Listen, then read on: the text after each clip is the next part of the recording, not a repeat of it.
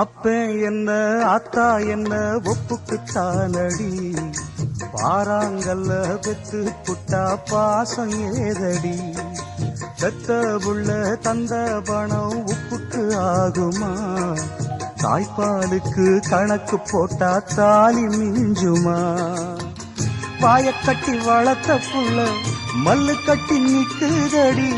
வாங்கி தந்த காசுக்கெல்லாம் வட்டி கட்ட சொல்லுதடி,